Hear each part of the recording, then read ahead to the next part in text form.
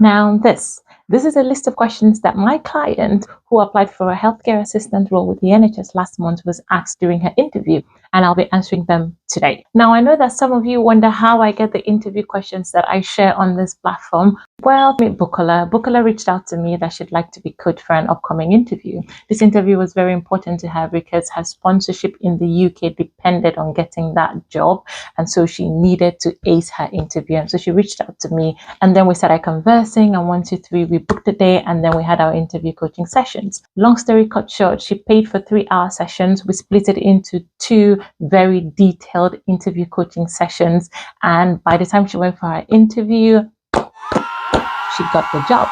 Now, that's every coach's dream, so I was super happy. I was super excited. We celebrated on the phone, after which I told her if she'd be happy to share the questions that she was asked during her interview, and she very, very kindly did so. This again are the questions, and that's why I'm bringing them to you today, because I want to be answering them to help any other healthcare assistants out there who would be applying for a similar job.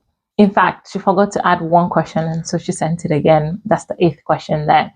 So there you have it. That's how I get some of the questions that I bring to you on this platform, So sometimes it's from my clients. After they've had their interview, I ask them for their questions and they share with me. Sometimes it's actually from my own colleagues, my friends. After they've gone for interviews within the NHS, I ask them for their questions. They share it with me. I share it with you. And sometimes it is my own personal experience, because I've gone for many different interviews myself. I've been asked many different things. And so when I go for those, I make sure to jot down the questions. I put them down, and then I come and I share it with you. For some, I already know the answers, and for some, I have to do a little bit of more research into the answers, put them all together, and bring them to you. So when I say real NHS interview question and answers on my captions, like this one, or this one, or this one, I mean it, because they are real NHS interview questions and answers. So in today's video, I'll be answering 4 of the 8 questions that she shared for want of time. And in another video, I'll be answering the next 4. Now, healthcare assistants work in different departments. Some work in ophthalmology, some work in surgery, some work in radiology, some work on the ward, and some could be working in a care home. Regardless, it's about the same job, just working in different departments. Specifically, my client was interviewing for a healthcare assistant role within radiology, so it's also known as a diagnostic imaging assistant role. But regardless, these questions, they do cut across, and they're helpful to healthcare assistants in any department, so I'll be answering them right away. But before I do that, just one quick tip from my coaching program to help you during your interviews. During your interviews, do your best to sound very conversational. Don't be too rigid, and try to play with your tone so that you're able to sound more convincing and more believable during your interviews. Example, if you speak in a very low, monotone voice, you sound less believable and less confident. But when you speak in a slightly higher, more enthusiastic tone, it conveys confidence and excitement in the role, which is where you want to be. Example, instead of saying, "I'm very excited about this opportunity because it gives me the platform to be able to showcase my skills and contribute to the organization." Instead of saying it that way, you can try delivering it with more energy, more enthusiasm, and more tone variation. Check the difference. I'm very excited about this opportunity because it does give me the platform to be able to showcase my skills and contribute effectively to this organization. See the difference? So the variation in your tone just makes your answer to sound a little bit more genuine, more engaging, as opposed to being very robotic and really, really rehearsed. So this and more are the different things that we work on during my interview preparation coaching sessions. For those of you that will not book me, this is a very important tip, and you need to take it seriously in your upcoming interview. And for those of you that will book me, this and more are some of the things that we work on to thoroughly prepare you to smash that upcoming interview with a lot of confidence. So that being said, without further ado, let's answer the questions. Now, my name is Rajano. I'm a sonographer in the UK by background. And in the past 1 year, I've been making videos to help you succeed in your upcoming NHS interviews, as well as coaching everyday people like you and I to succeed in their interviews and get that job. So number 1, can you tell us how you've embodied all of the trust values in your day-to-day role?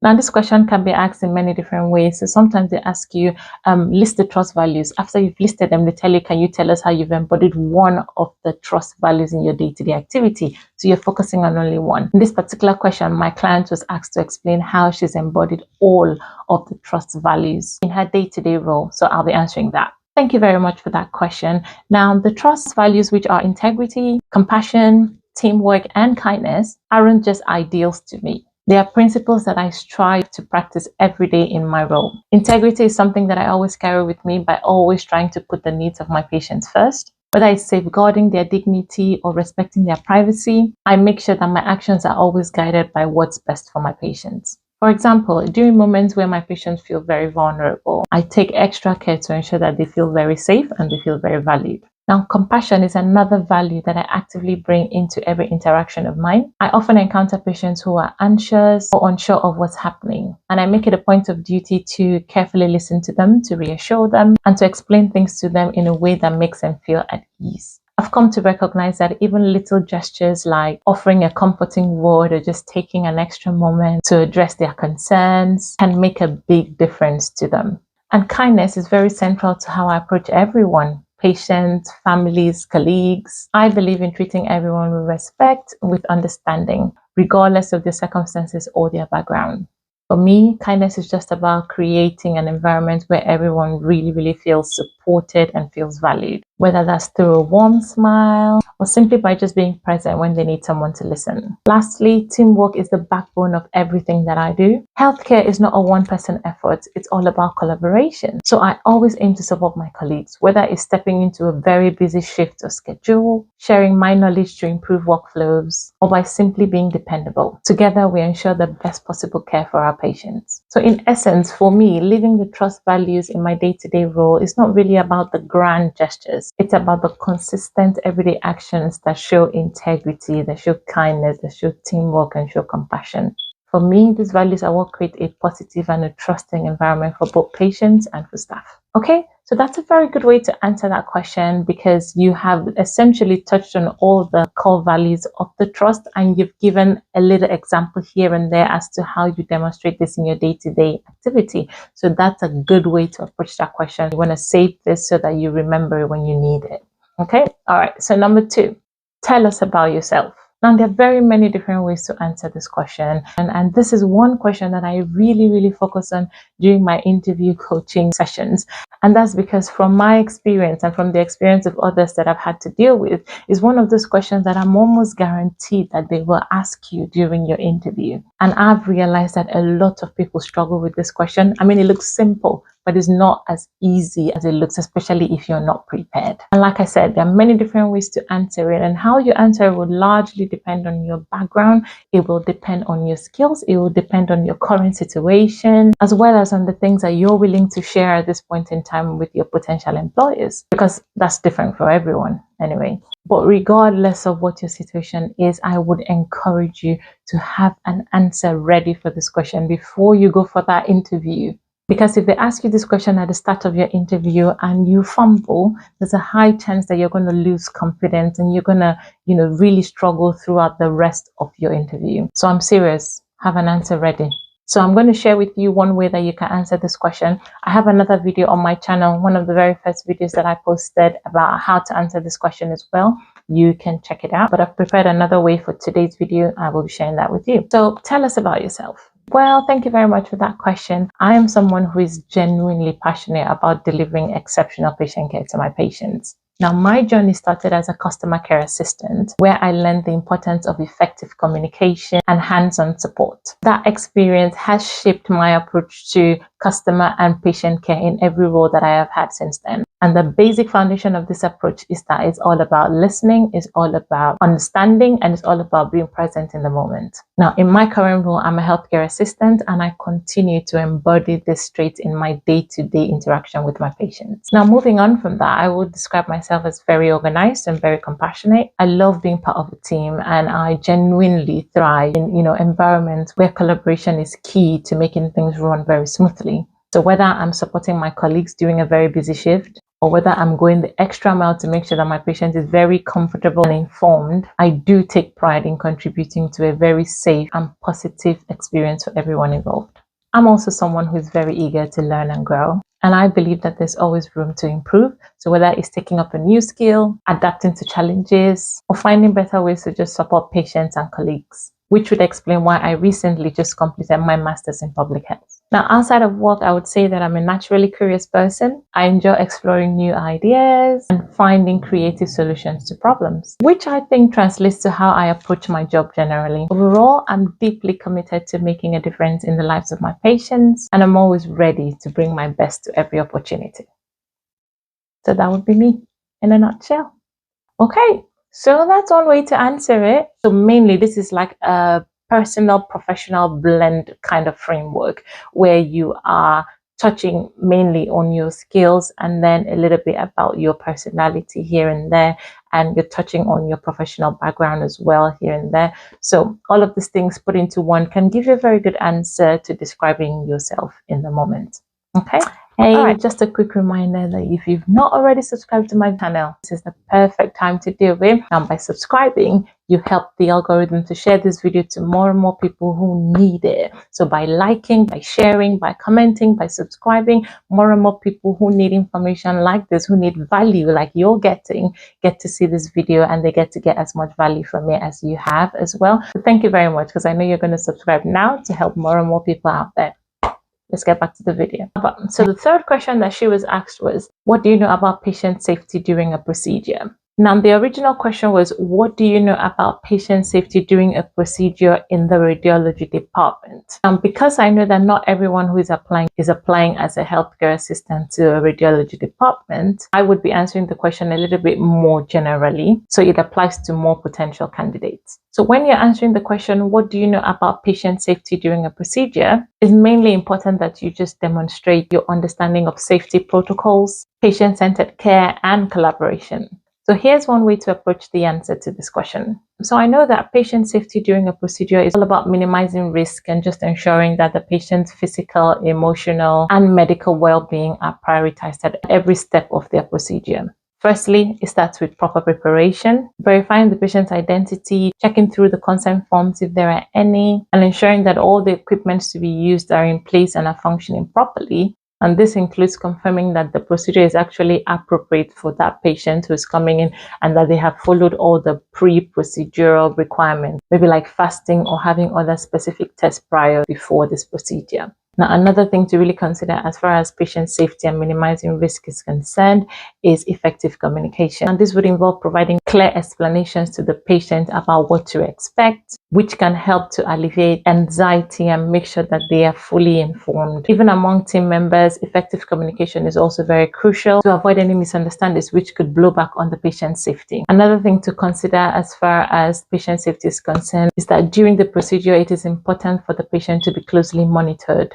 So depending on where you work, this could include monitoring the patient's vitals and overall condition to detect any signs of distress or any signs of complication early. Another thing to really consider as far as patient safety is concerned are infection control measures. It's important that we're all working within a clean and a sterile environment.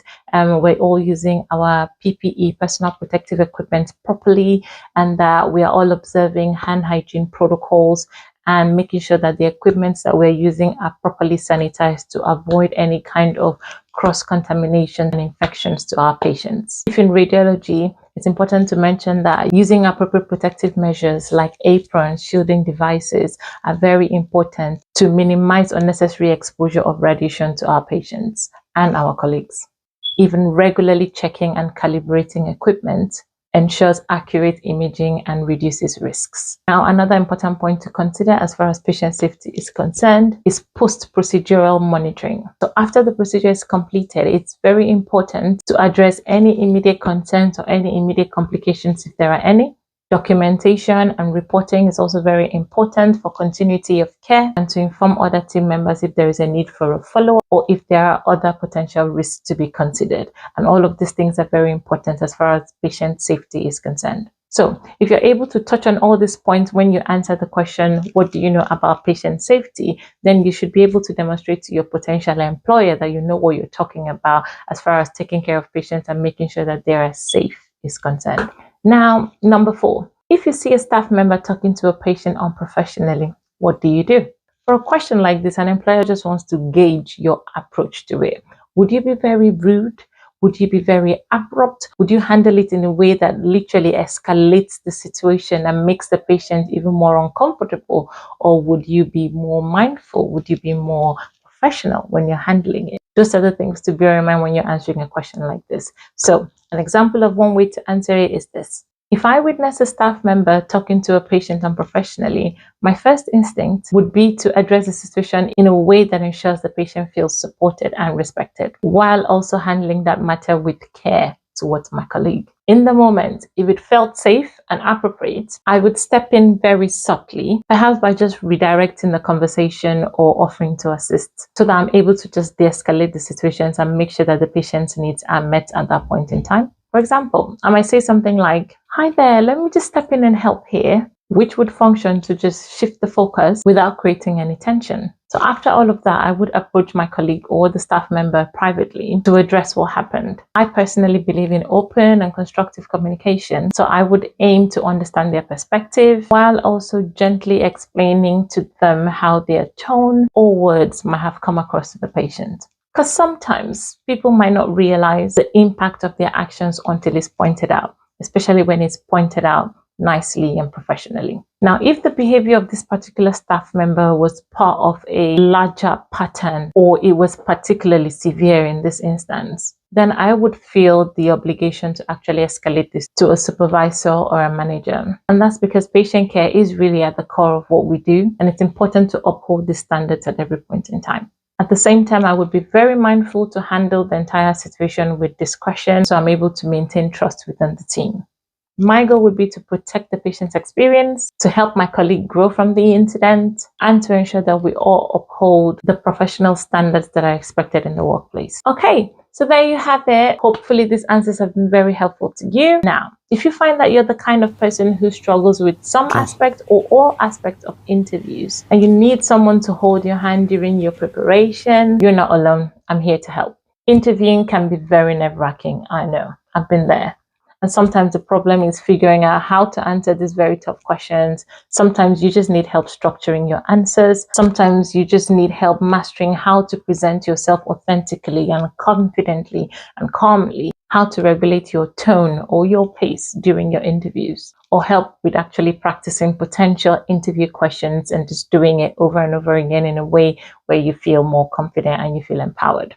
Well, that's what my interview preparation coaching sessions offer. I'm here to guide you, and gladly so. I'll provide you with feedback, with actionable tips, so that you don't just feel ready, you feel very empowered, and you're able to gain the tools and the confidence to not only answer your interview questions, but to do so in a way that highlights your strengths and makes you stand out. So if this resonates with you and you need me to help you craft your unique narrative in a way that really resonates with interviewers, then I'm going to drop my email below. You can slide right in, drop an email, and we'll take it from there. It's not just about acing your interviews. It's about presenting the best version of you and owning your journey. All right. So don't forget to subscribe. I'll see you in my next video where I'll be answering the last 4 questions that she was asked. Okay. All right.